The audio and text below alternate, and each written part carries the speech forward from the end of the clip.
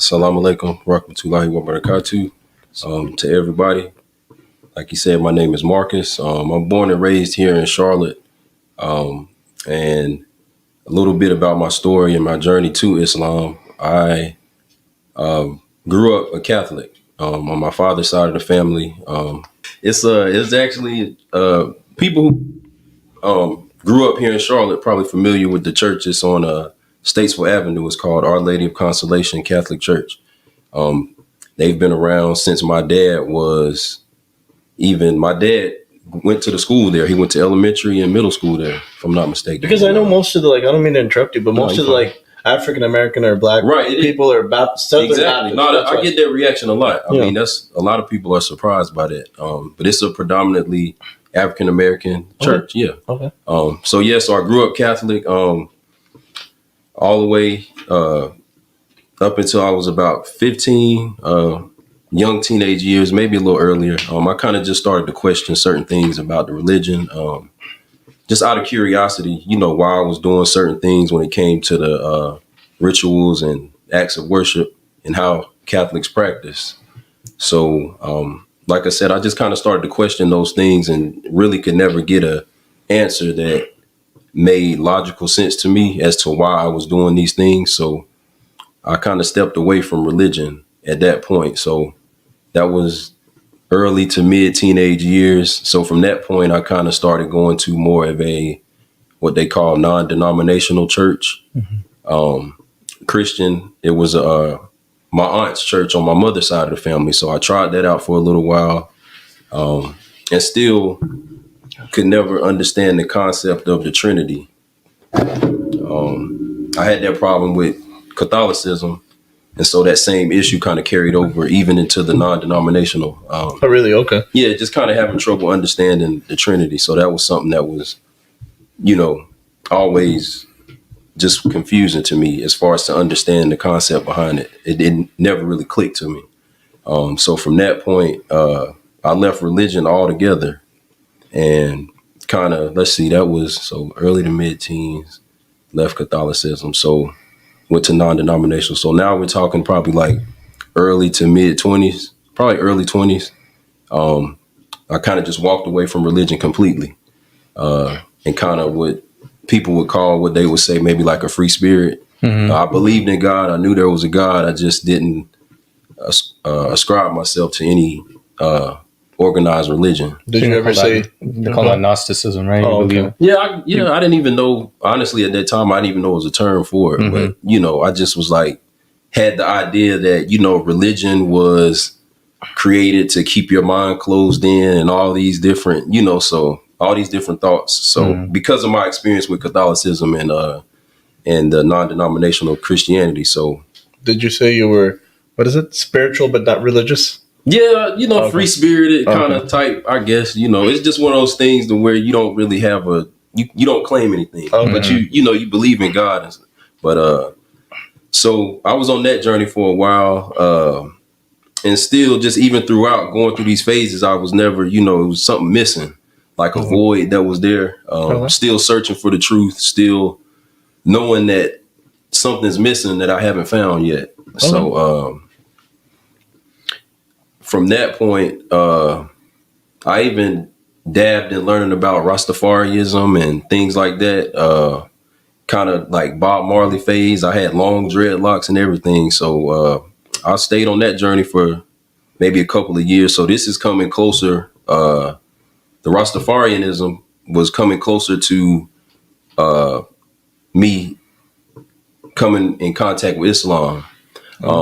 So even with the Rastafarianism, same thing, reading into and researching and learning about their religion and their faith, still there's a void here. I'm missing something. I'm not being fulfilled. So from that point, I just always continue to ask God to, show me the truth. Can you fill the void? Still not finding peace that I want in my life, and kind of reconnected with a Quran that was given to me about 12 years ago that I would open and read from time to time. I always knew about Muslims and respected Muslims, but just never knew anything about the religion. So the more I kind of started opening up and reading the Quran more frequently, I started to become more and more interested in it. So, long story short, from that point, I learned how to do the wudu and learned how to do the prayers. And this is before, I took my shahada. So I kind of started doing the prayer, wudu and the prayers maybe close to a month before I actually took my shahada. So what I found out was the more I did those things, it became more and more, I guess for lack of a better term, like heavy on my shoulders. Like, I feel something that I never felt before. Who gave you the Quran? It was a friend of the family, an uncle, or a friend of my uncle's who actually gave me a Quran. It was the Abdul Yusuf Ali translation. And I still have that one to this day. Like I said, I got it and I kind of would flip through it and just read a little bit, and then I may put it down. I may not pick it up for another month or so, a couple months. I would kind of always just go back to it. But actually in 2011, me and my father had a surgery. And this is before, this is kind of when I knew about Islam and I would read the Quran, but I just still never knew really much about the religion. So me and my father had a surgery in June 2nd, 2011. I donated a kidney to him. And so for some reason, by the will of Allah, something told me that, as I was preparing for the surgery, I took that Quran with me. I was not Muslim. Still didn't know. This is like 2011. Still really didn't know anything about Islam. But for whatever reason, by Allah's will, something told me to bring that Quran with me. And I kept it with me the whole time. And so fast forward back to, me doing the wudu and the prayers, maybe about a month before I took my shahada. It just got more and more heavy. Just starting to get the feeling that, I'm feeling something I never felt before. And it just led me to finding the closest mosque I could find, and, accepting Islam as my religion. So, SubhanAllah. Mm-hmm. And that was a year ago.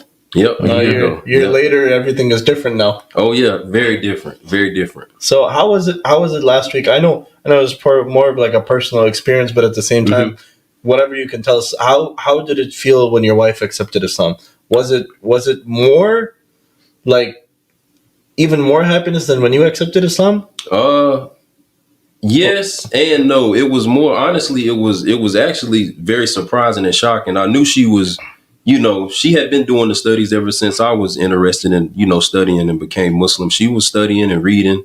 But she was doing it on her own time. Okay. And, I had faith that she would eventually, accept Islam at some point. But honestly, I didn't think it would be at that time. Okay. She really surprised me when she told me that she was ready to take her shahada. I really wasn't expecting it. So, I was happy. I mean, I went to work that morning. She actually told me after Fajr prayer that morning. And so I was at work, I just couldn't even concentrate at work. Just sitting here thinking like, wow, I made all these du'as for her. And, that's just a testimony to show that, when you're consistent in making du'as, Allah will accept and answer your du'as. So, yeah, there's an uncle, a friend of the family, a friend of my uncle's who was actually Muslim, and he had been kind of putting, little dropping seeds here and there over the years and things like that. So, it's like I said, I have come into contact with Muslims here and there and always had respect for the religion. So. Mm-hmm. But this was like the real deep dive. Oh yeah, of course. Yeah. It was it was on a Monday, like, August 1st of last year, and I was bringing my mom back from the doctor, and I said, Mom, I gotta make a stop. I'm gonna stop at a mosque and accept Islam as my faith. So and it just it happened to be this one. Yeah. And it was good, alhamdulillah. And I'm glad I got to be part of that.